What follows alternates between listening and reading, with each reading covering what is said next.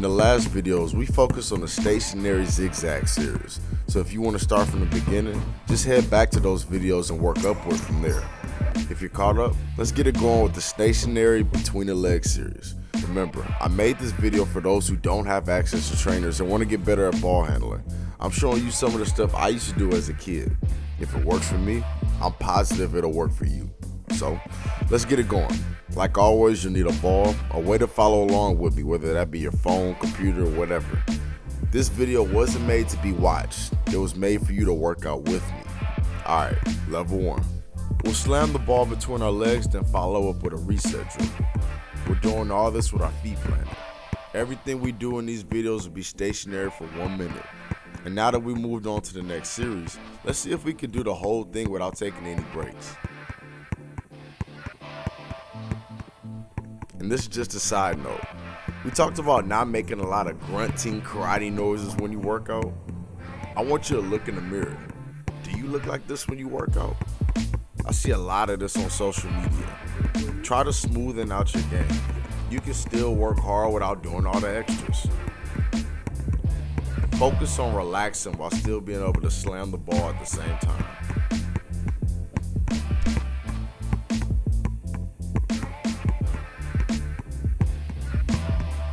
The next one is the exact same thing, but we're gonna move our feet. When you go between the legs, stagger your feet to simulate what you would actually do if you were to drive off this. Make sure your legs spread out quite a bit when going between the legs. This will help you get low and be able to explode out. You'll notice that the wider that your legs go, the lower that your body gets.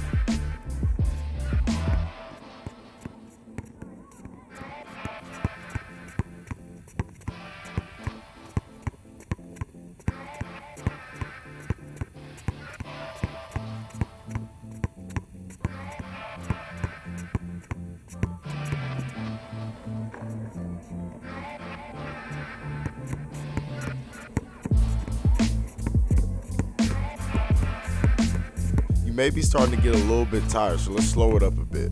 With something I call the cha-cha.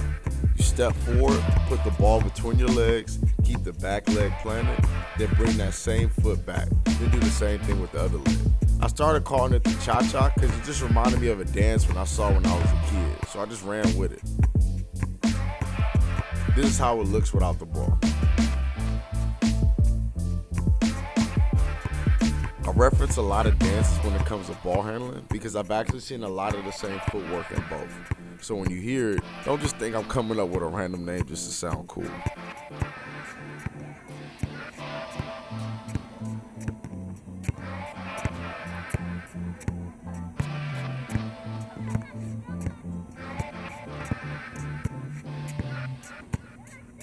Moving on.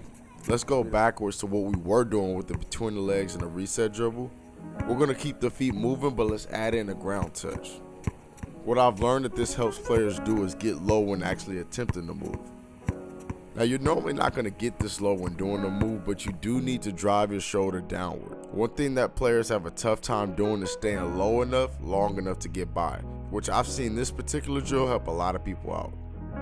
I can go into a million other things that may help, but this is probably the easiest way in my opinion.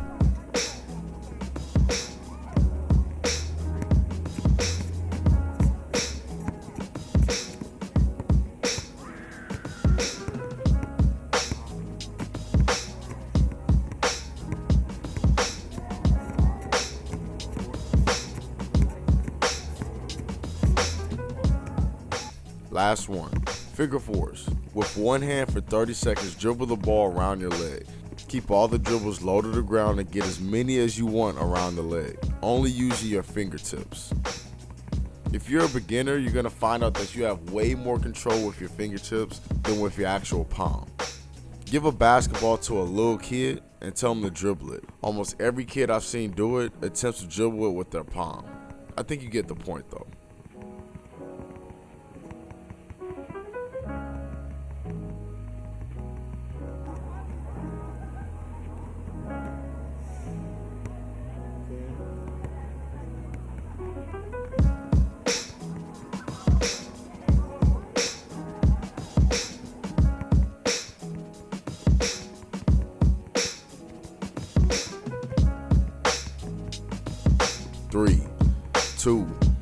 1.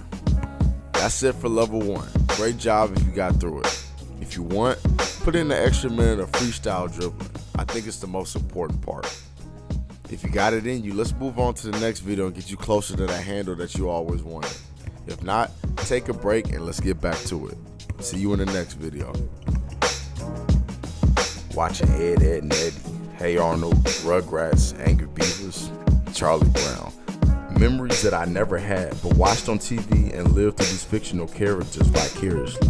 Couldn't imagine that I would feel like this. These frozen flakes that fell from the sky and stuck to my hair and melted because of temperature. Felt like I was a kid again, which actually made the next setback cool with me. Cause being out here lonely, I never thought I'd see something new to me, something I will hold dear to me.